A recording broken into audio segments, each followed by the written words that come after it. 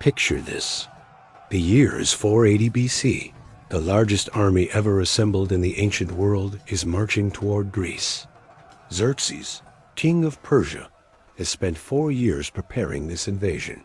His army, Greek historians will later claim 2 million men, modern estimates settle closer to 200,000, has crossed the Hellespont on a bridge of boats, moved through Thrace, and is now advancing south through Macedonia toward the Greek city-states.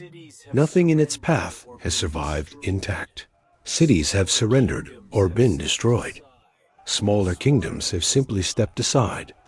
Sparta has not stepped aside. The Spartan assembly voted for war. 300 of their finest soldiers, the Hippais, the royal bodyguard, have been selected to march north to a narrow coastal pass called Thermopylae, a place where the mountains come so close to the sea that a large army cannot deploy its full force. A bottleneck. The kind of ground where 300 disciplined men, fighting in the way Spartans fight, might hold long enough to mean something. But this story is not about the 300. It's about you. You are a Spartan soldier, a Spartiate, a full citizen of Sparta, which means you have survived the agoge, the most demanding military training program in the ancient world, and emerged from it as a professional soldier. You are 31 years old. You have been training for combat since you were 7. You were not selected for the 300. Today is the day they leave.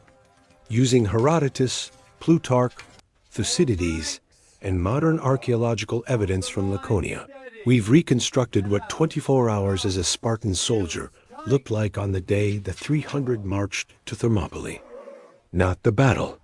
A day before it, the city left behind. The men who watched them go. Let's step back 2,500 years. You wake before dawn on a thin mat in the barracks of your Syssitia. Your mess group, the 15 men you have eaten, trained, and slept alongside for the last 12 years. A Spartan soldier does not live with his family, even married, and you are. He sleeps in the barracks until the age of 30.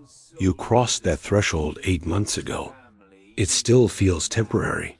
The mat on the floor of your own house feels less familiar than this one. You dress without a lamp, tunic, belt, sandals. 24 years of knowing where everything is in the dark. Outside, Sparta is just beginning to lighten. It is not what most people expect. No great walls. Spartans consider their soldiers to be their walls, and building stone fortifications would be an admission that the soldiers might not be enough. No monumental temples, no grand architecture built to impress visitors. What there is instead is a city of functional, severe beauty, wide training grounds, the Eurotas River moving cold and clear along the eastern edge, the Tegtos Mountains to the west still holding snow on their peaks even now, in late summer. A city that has organized every aspect of its existence around producing one thing: soldiers. The morning begins, as every morning begins, with training. This does not change because 300 men are leaving today. It does not change because Persia is coming. The training is the constant around which everything else organizes itself. You run first. The road south along the Eurotas, the same route you have run since you were a boy. Then wrestling. Then spear work with the dory, the Spartan thrusting spear, roughly 8 feet long, used overhand in the tight formation of the phalanx, where the goal is not individual combat, but the collective pressure of locked shields and extended spears, pushing against the enemy line until something breaks. The phalanx wins because it requires men who will not break formation under pressure, who will hold the line while the man beside them takes a wound and keep pushing, who have trained together long enough that the unit moves like a single organism. By 31, you have practiced the formation so many thousands of times that the feel of a shield against your left arm and a man's shoulder against your right is more natural than standing alone. This morning, the training grounds have a different quality. The men work through their forms with the same precision as always, but the conversations between exercises are shorter. Eyes drift toward the northern road more than once.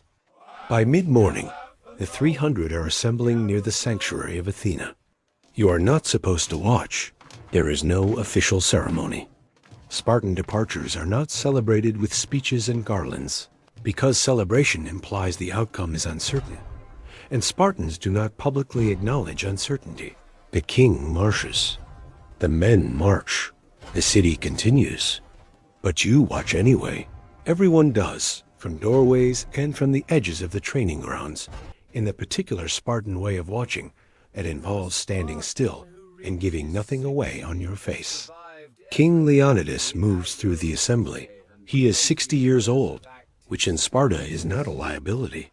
A Spartan who reaches 60 has survived everything the agoge and 20 years of active service could produce. And what remains is something the younger men cannot yet be. He does not give a speech. He checks equipment. He speaks quietly to individual men. He moves the way a man moves who has decided on something and is done deciding. You look at the faces of the 300. Some of them you have known since the agoge. Dinex, who once said, when told the Persian arrows would be so numerous, they would block out the sun, that this was good news. They would fight in the shade. You don't know if he actually said it. It sounds like something he would say. You were not selected. The selection criteria were specific. Men who had living sons, so that their bloodline would continue regardless of outcome. You have no sons. A daughter, born 14 months ago, who your wife is raising in a house you spent 8 months getting used to sleeping in. You understand the logic of the selection. You do not find it easy to watch them go. The column moves north before noon. No drums, no singing. The sound of the 300 leaving is sandals on stone and equipment settling into the rhythm of the march. And then the sound of that fading as the column moves up the road and the dust settles behind it. Sparta goes back to work. This is the part that visitors always find strangest. The women do not weep at the gate. The old men do not gather to watch until the column disappears. There is grief here. You would be a fool to think there isn't. But Spartan grief is private in a way that training has made structural. You feel what you feel in the barracks at night, not in the street at noon. Your Sisisha eats the midday meal together as always. Black broth, the infamous Spartan dish that visiting Greeks describe with revulsion, and that you have eaten so many thousands of times, it tastes like nothing, which is to say, it tastes like home. You eat what is given, in the quantity provided. The absence of men from other tables in this hall sits in the room without anyone naming it. In the afternoon, you are assigned to patrol the Helot settlements south of the city. The Helots, the enslaved population of Laconia, who outnumber Spartans perhaps 7 to 1, and who work the land that frees Spartans to train full-time, are the permanent tension beneath every other tension in Spartan life. With 300 of Sparta's finest soldiers marching north and the rest of the Greek world aware that Persia is coming, the calculation in the Helot settlements is visible if you know how to read it.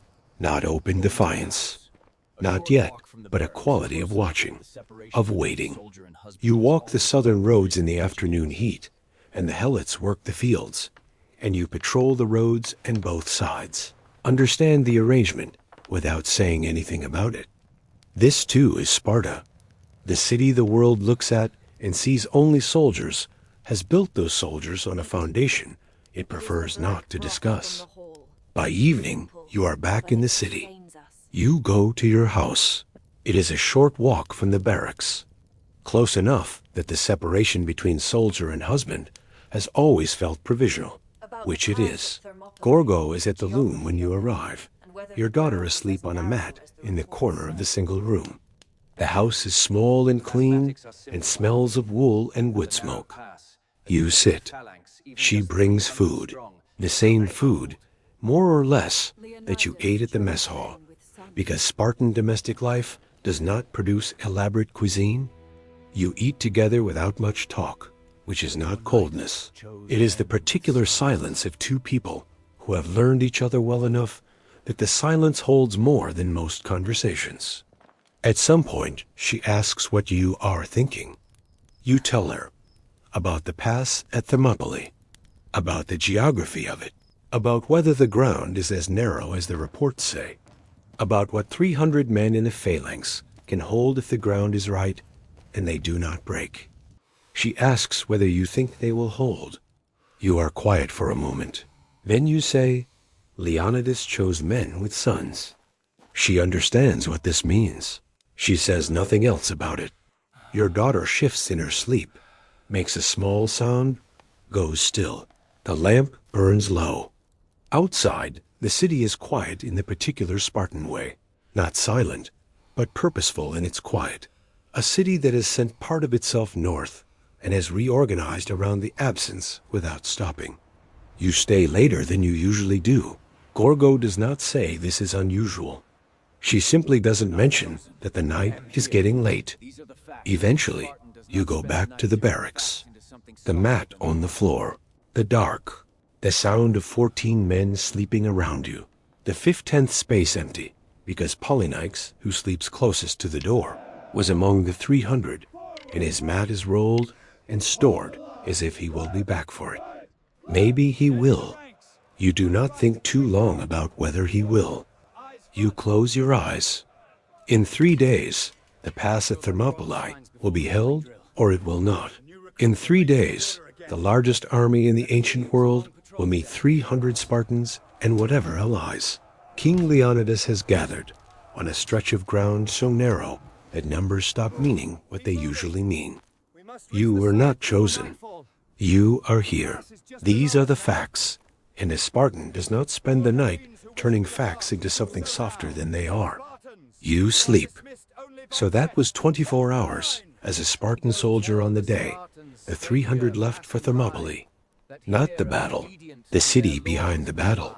The men who trained and ate and patrolled and went home to their wives and came back to their barracks mats. The ones whose names the poem doesn't mention, because there was no poem for them. The 300 held the pass for 3 days. On the 3rd day, a local Greek named Ephialtes showed the Persians a mountain path around the Spartan position. Surrounded on both sides, Leonidas sent most of the allied forces away. The 300 stayed. They fought until the last man was dead. Herodotus records a Spartan epitaph for the site. Go tell the Spartans, stranger passing by, that here, obedient to their laws, we lie. The battle did not stop the Persian invasion. Xerxes took Athens, burned the Acropolis, but Thermopylae bought time. Time for the Greek fleet to maneuver, time for the city-states to organize. Time that ended, weeks later, at the naval Battle of Salamis, where the Persian fleet was destroyed and the invasion collapsed. The 300 are remembered. The city they left behind, the wives who didn't weep at the gate, the soldiers who watched from doorways and went back to training, the helots watching from the fields.